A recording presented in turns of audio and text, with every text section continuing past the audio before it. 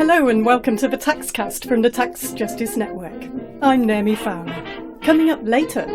No, colonialism isn't over. It got replaced by this incredibly inequitable system of world trade and particularly tax havens.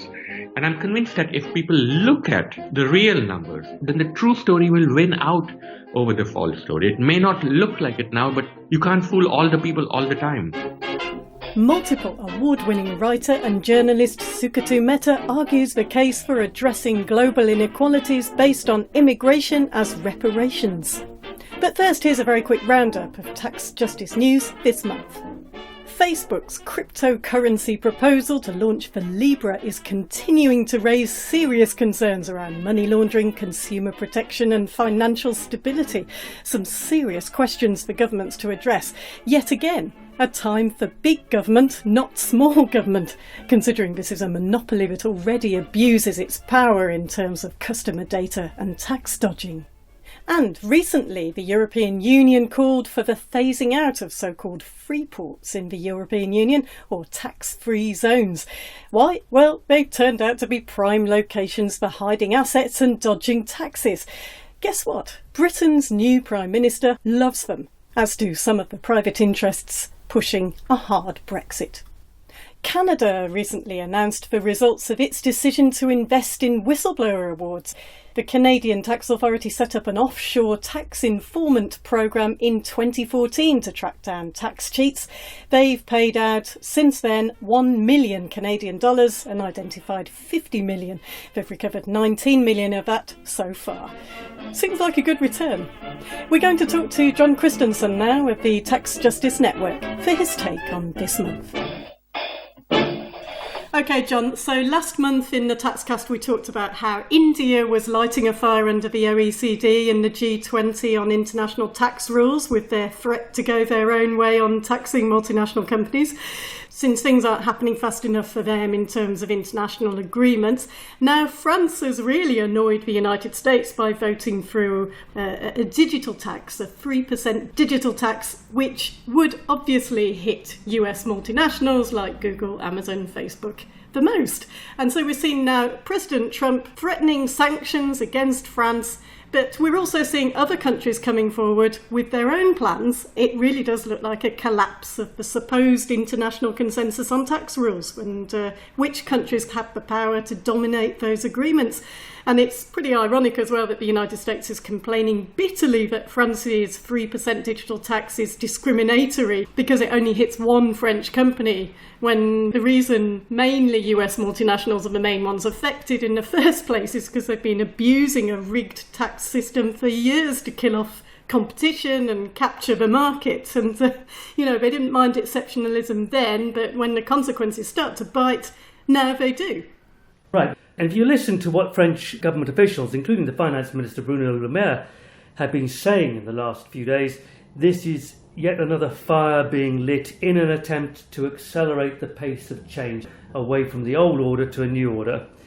They fully expected this fierce reaction from the White House, but they see this 3% tax on the large technical platform companies, as they refer to them, as a necessary step towards reasserting their own tax sovereignty. Firstly, so many of the big companies involved have taken really highly aggressive positions to cheat on taxes. Now, the second fact behind the French decision has to do with the market power, and that's something you were alluding to. Most of the really big tech platforms have monopoly power over their market niches, and this applies as much to Amazon as to Facebook and to Google. By their very existence, these monopolies can shape markets to their interests. They can charge above normal market prices for their services, they can block new entrants to the markets, and they can free ride public services. The arrival of digital technologies and these gigantic digital platforms has massively disrupted the global economy, in some respects, of course, for the better, but they pose a huge threat to national sovereignty, both in terms of the ability of states to regulate them as monopolies, and in terms of exposing the need for new tax rules.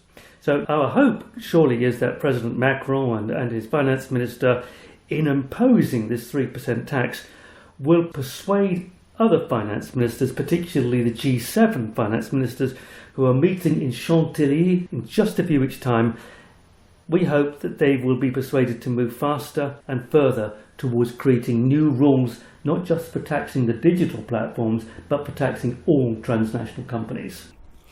Right, adding to the pressure. And as you say, it's not limited to the digital economy either, is it? Profit shifting by multinationals has really exploded since the 90s. The Tax Justice Network estimates $500 billion worth of revenue losses globally every year. IMF researchers say $600 billion. So it's a lot of money. But when France says it's imposing a 3% digital tax, it sounds a bit puny, but it's a tax on turnover, not profits. So, not puny. Well, no, a tax on essentially on a turnover in France, it'll raise something of the order of 500 million extra revenue. But I think the intention here is of France and of other countries is to move in the direction of a proper multilateral solution to a problem that's just been going on for decades and decades. In the last 50 years or so, multinational companies have come to dominate the global economy. Fewer than 400 multinational companies now dominate the global economy, and yet we haven't got a system in place to tax their income and to redistribute the wealth which they're accumulating. And this is causing huge instability, huge inequality. It's urgent, I mean truly urgent, that G7 finance ministers and others, especially finance ministers from developing countries, get round the table so that we don't have these gigantic monopolies accumulating huge wealth, which by and large is not being reinvested into the economy, creating new jobs. But it's urgent that we have a new tax order. Right, and the OECD, if it is going to deliver, it's got a deadline by the end of 2020 to respond to this, probably their last chance to set the international tax rules. And really, they must sort out taxing rights on the basis of where actual real activity is taking place. Otherwise, we're going to see even more dramatic splintering with countries moving unilaterally and going their own way. Let's move on to shipping. And this month there's been high tensions with Iran near the Gulf, trying to impede a BP-owned oil tanker. They deny they were trying to seize it. The British Navy has helped to seize an oil tanker in Gibraltar coming from Iran on the way to Syria, accused of breaching sanctions. Most of, maybe all of these ships are sailing under flags of convenience. So the BP-owned tanker was sailing under an Isle of Man flag of convenience, and the Iranian ship was sailing under another flag of convenience. Now Iran has actually seized another ship. Events seem to be moving pretty fast there. One could and should ask what's going on here, because we've got expensive navies protecting ships which are privately owned and busy minimising their insurance and tax bills through these flags of convenience.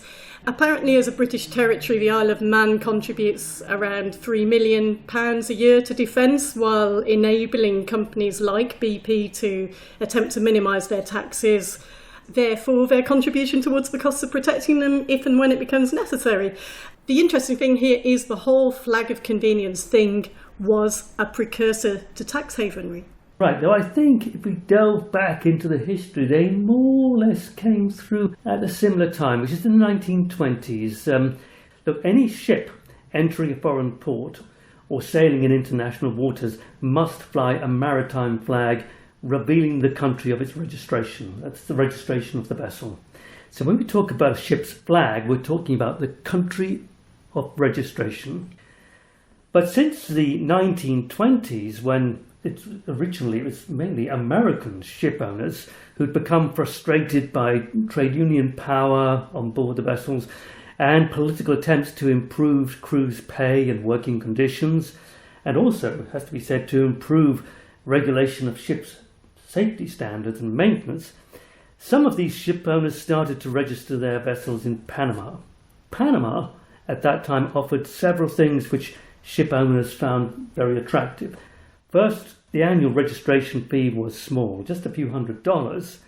Second, it allowed them to employ foreign crews at much lower wage rates and with far lower employment protections. Safety standards were lower, and to cap it all, the owners weren't obliged to be resident in Panama, and so they didn't pay any income tax.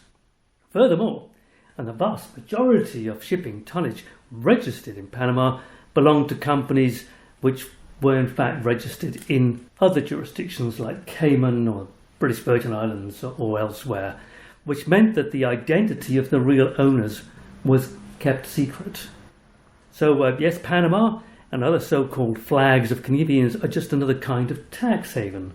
By the 1950s, US ship owners were increasingly using flags of convenience, but they wanted to have more direct control over the registries. So American lawyers came up with the idea of a Liberian registry, ostensibly based in that West African state, but operated by a privately owned US corporation which administers the Liberian Maritime and Corporate Registry.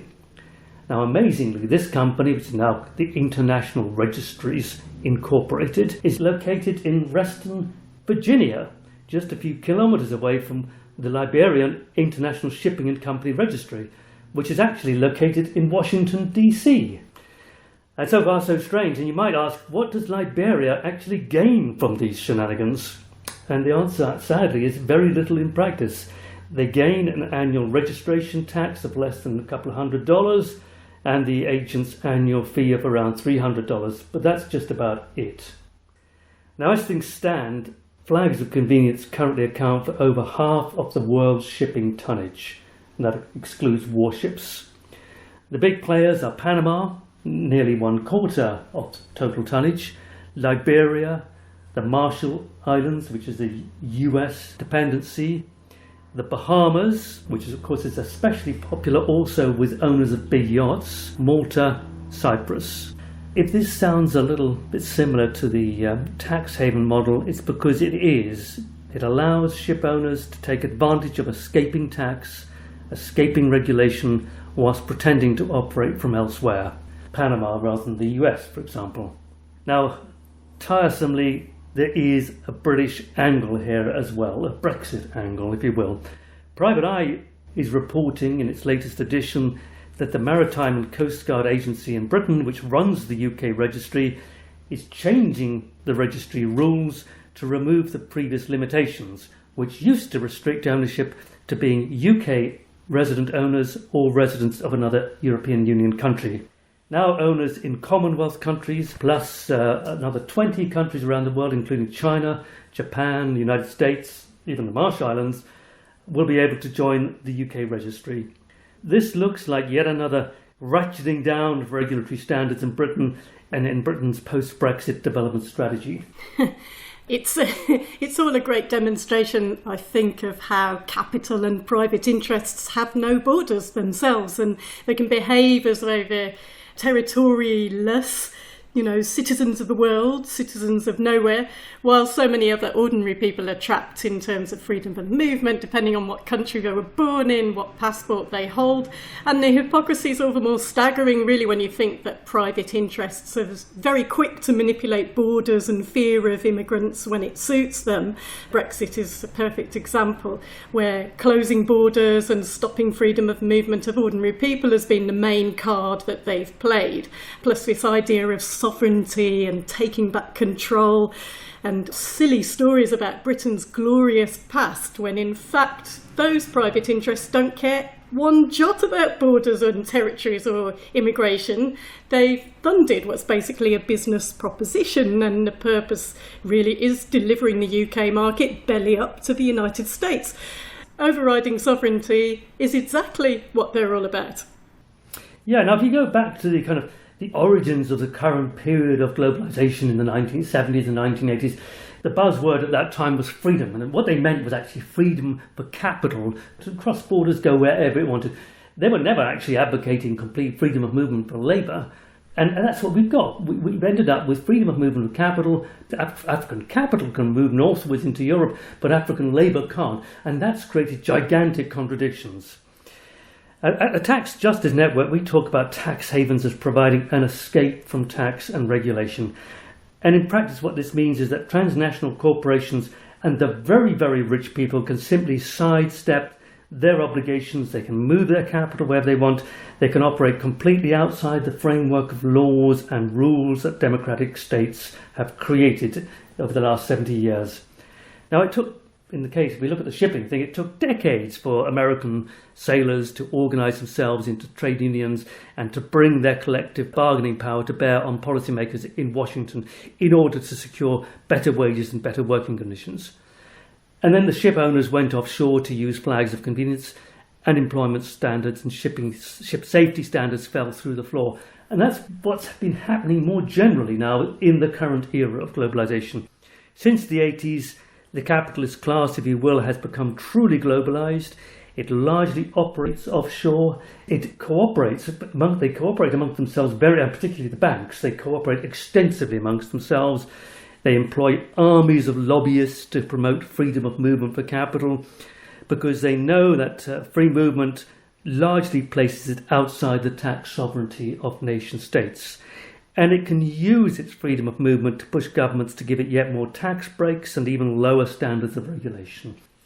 If we want to restore control over rampant capitalism and rampant tax havens and rampant tax avoidance, this race to the bottom of regulation, we'll need new rules, new tax rules, for example, at a global and regional level, and that means more international cooperation, not less.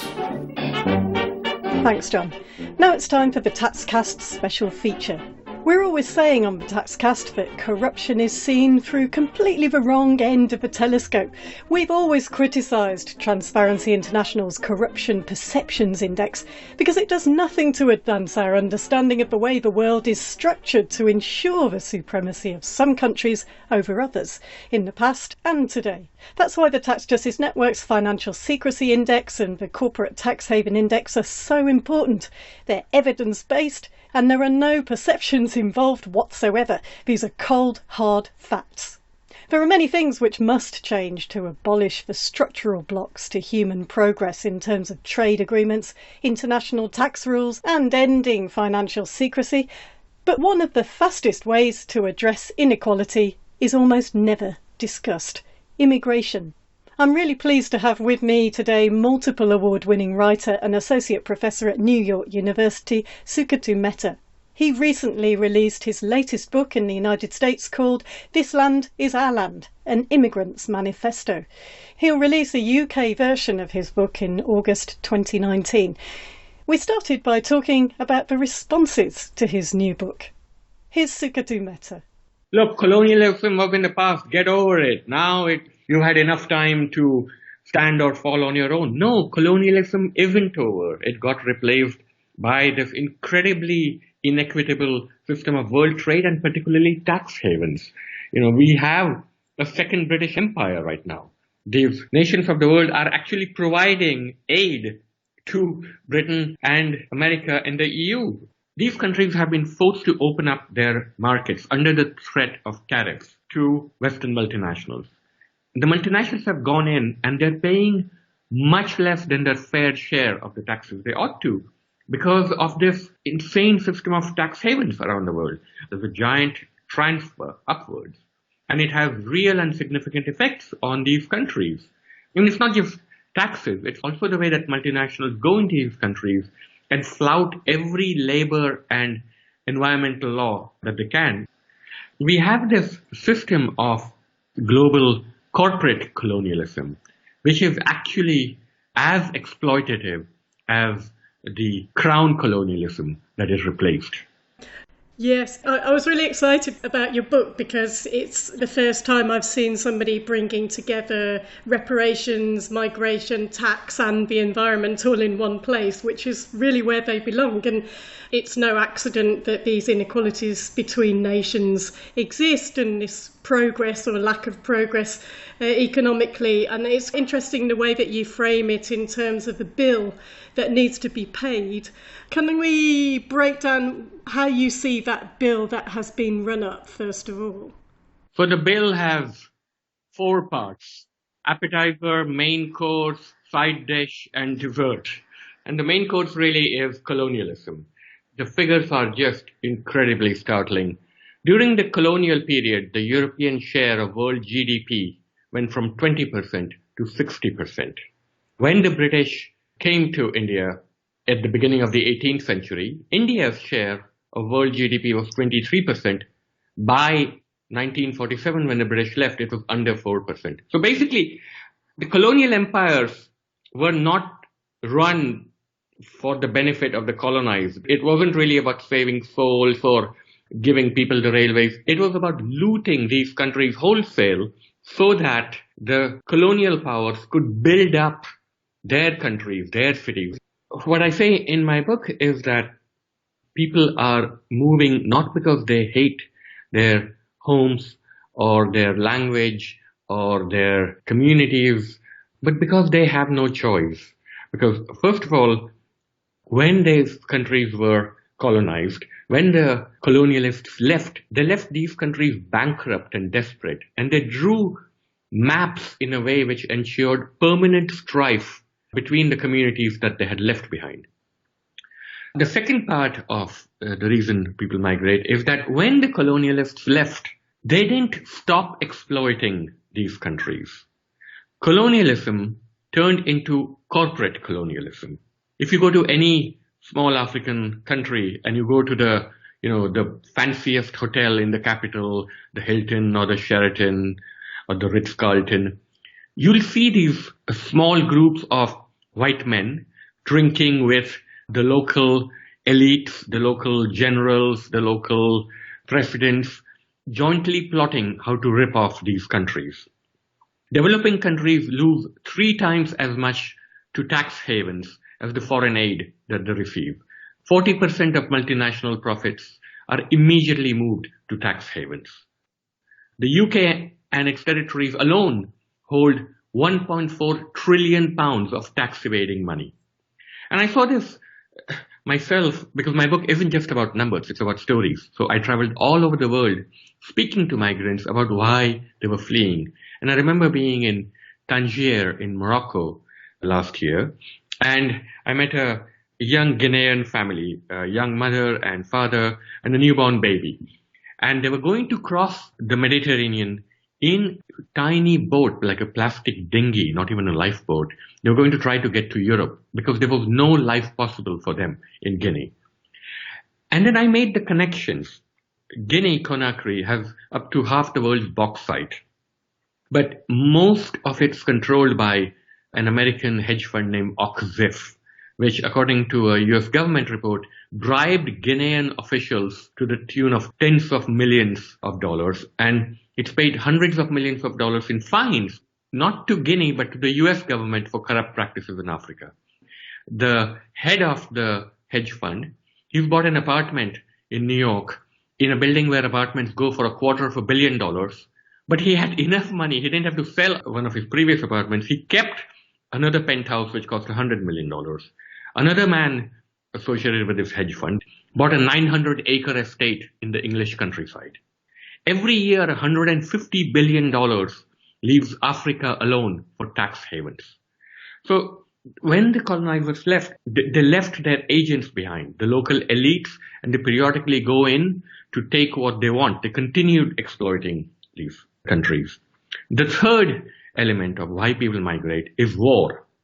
The United States launched an illegal and unnecessary war in Iraq after 9/11, and it set the entire region ablaze. We're still feeling the ramifications of that massive folly, that massive lie, where the United States claimed that there were weapons of mass destruction, and of course none of them existed.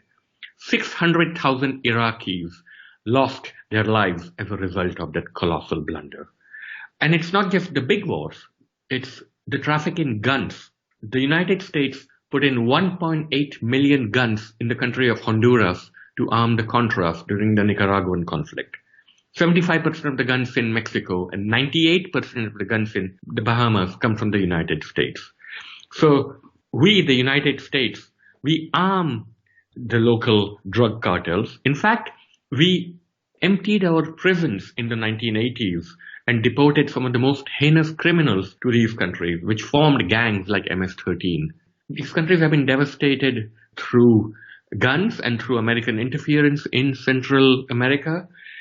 And we buy the one product they have left to sell, which is their drugs. So that's the third element. And the fourth, and potentially the biggest, is climate change. By the middle of the century, up to 1 billion people are going to be displaced by climate change. By the middle of the century, land that is home to 650 million people will be underwater, and 30% of Earth will be desert. Who's responsible? The United States is 4% of the world's population, but put 1/3 of the excess carbon in the atmosphere. The EU, of which Britain is still part, another quarter. The average American uses as much energy as 35 Indians or 185 Ethiopians. So these countries, the West, built up their economies and in the process emitted most of the carbon that's in the atmosphere. And the people who are paying, whose lands are getting flooded, who can't grow anything on their farms, they are the poorest and they're paying the price. So what I am calling for is immigration as reparations. The West stole the future of poor countries, and now they're these desperate and starving masses, and they want to come to the West not to invade and conquer and loot and pillage, but to work. Right. And you talk about quotas based on how much wealthy countries have ruined other countries and killed their futures. I know that you prefer open borders to quotas, but I wonder if you can tell me a bit about how those quotas might work. I believe that countries are responsible for their history, just like individual human beings are responsible for the crimes they commit. So the kind of people they let in, if there are to be immigration quotas, and ideally there would be something much more along the lines of open borders, but if we are to have quotas for who comes in, it shouldn't be based on what immigrants can contribute to the host country, although immigrants contribute immeasurably to these countries. But it should be based on how much these countries have despoiled other countries. So Britain should be letting in large numbers of Indians. France should be letting in large numbers of Algerians and Moroccans. Spain should be letting in large numbers of Latin Americans. The US right now is in the midst of a big debate about what kinds of immigrants to let in. And even the Republicans realize that unless America lets in immigrants, the country is sunk. It's just not making enough babies. The only people who can save this sinking ship are immigrants. So now there's a proposal to let in skilled immigrants. So my group, the Indians, are considered ideal, the kind of immigrants that America wants. But it's not my group that America has hurt most. It's the Latinos, it's the Central Americans. In country after country, decade after decade, they've destroyed any hope of democratic reform. They've toppled democratically elected leaders and installed America-friendly despots. So America, if there were any natural justice, if there are to be immigration quotas, should be letting in Dominicans and Guatemalans and Hondurans and Salvadorans. So that's what I'm calling for. Immigration as reparations, and also a kind of,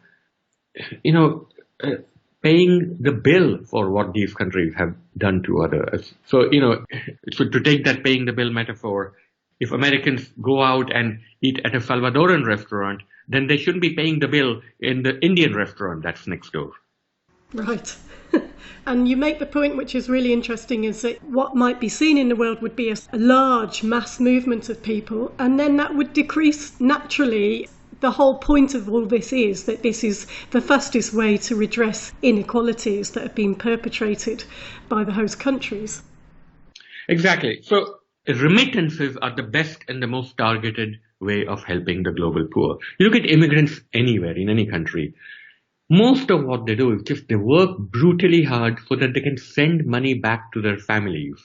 They're ordinary heroes, these immigrants. You look at the least skilled of them, make tiny amounts of money. They have almost no disposable income.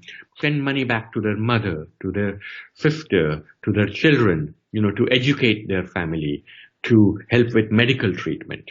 Remittances, the figures are just staggering about how much they pay. Last year, migrants sent back $689 billion in remittances, 3 times more than the direct gains from abolishing all trade barriers, 4 times more than all the foreign aid, and 100 times more than all the debt relief in the world. So if you had more open borders, migration is like the weather. There are areas of low pressure and areas of high pressure. And people will move from areas of high pressure to areas of low pressure, right? So when people move from a poor country to a rich country and they start sending money back, And if you let in more of the people from the poor country, as more money goes back, that imbalance is redressed and more people can afford to stay home. Most migrants don't want to leave home. They might want to visit Piccadilly Circus or see the Eiffel Tower, but then like most tourists, they want to go back home. Let's give them that choice. And more open borders, a more equitable flow of money across borders, and remittances and migration are the best way to redress those imbalances. Right, and highly beneficial for the United States and Britain, for example, as well. Beneficial to their economy, well, and also to their society, but that's a whole other question, I guess.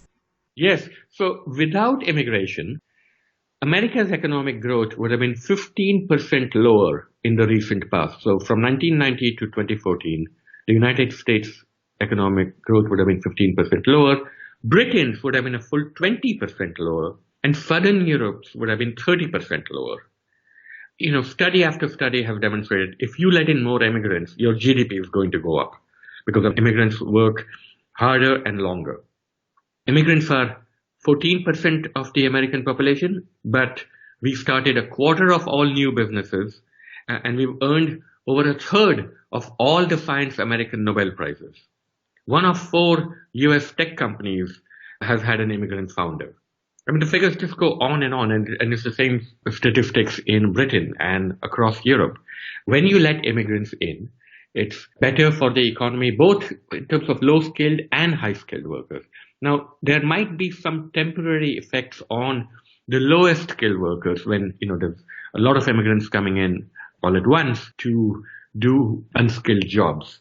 But then the solution isn't to keep the unskilled out. It's to train the native born and give them more skills so that they can go up the economic ladder. And it's also to reduce the immediate costs of migration by taxing the corporations that benefit from immigration, taxing, for example, the tech companies and redistributing some of that money.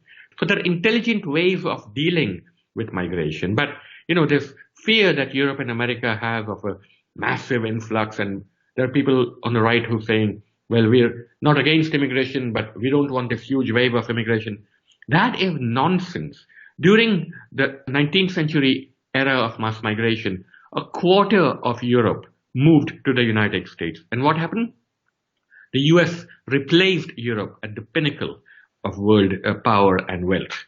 So there's absolutely no evidence that these countries can't take in multiple times the migrants that they are right now. Canada, in fact, wants to triple its immigration intake. It's actually hired a consulting company to show it how they can bring in even more immigrants. These are cold countries that need warm bodies. Yes, yeah. It's ironic because on the one hand, it's never been more important to make these arguments. And on the other hand, it's never been a worse time, you could argue, to try to make these arguments in the United States, in Britain as well. A lot of things have been happening about the stories we tell ourselves about our nations and our histories, which are going in exactly the opposite way of recognising the reality of history and our responsibility for it. That's why I wrote what might turn out to be a highly unpopular book. That's the way you fight the populists, by writing an unpopular book. Look, there's a giant contest of storytelling around the world. Boris Johnson and Nigel Farage are telling a story. Trump is telling a story. Duterte in the Philippines is telling a story. Bolsonaro in Brazil is telling a story. Modi in India is telling a story. Erdogan in Turkey is telling a story. Orban in Hungary is telling a story. They are false stories, well told. What is a populist but a gifted storyteller? And the way you take on a populist is by telling a true story better. I spend an enormous amount of time gathering the statistics that back up my stories. And I'm convinced that if people look at the real numbers, then the true story will win out over the false story. It may not look like it now, but you can't fool all the people all the time. Even in these countries, you see the places where people are against immigrants tend to be in the places where people don't have everyday lived experience of immigrants. the fear of migrants is doing incalculably more damage to the West than the migrants ever could. Exhibit A is Brexit, the biggest own goal in British history. And Britons are coming to realize that there are multiple studies and polls which show that Brexit came to power on a wave of xenophobia, that there were people in rural England who just didn't like foreigners and didn't know foreigners. Most of London voted to remain in the EU. So where people meet immigrants every day, New York, for example, where 2 out of 3 residents are immigrants or their children. It's an incredibly pro-immigrant city, and it's never been richer or safer. I hope my book reaches out and that, some of this message gets there. But I'm under no illusions. There already is a huge backlash against my book in the US. It's just come out here, and I've been getting all kinds of death threats on social media. But you know what? My book is also ammunition for people who know that the immigration story is a good news story. I'm convinced as the West realizes that these populists who came to power to attack immigrants, their next target is going to be in their country. Women, gays, leftists, journalists. Most of all, the populists hate storytellers. They hate journalists. They hate writers. Because we are the one group that can actually fight them story for story. All we can do is not be silenced. You've been listening to Sukato Mehta on the Taxcast. I strongly urge Taxcast listeners to read his book, This Land is Our Land, an Immigrant's Manifesto. It's published in the United States by Macmillan. The UK version will be published in August 2019. Full details on www.sukatometa.com. Thanks for listening. We'll be back next month.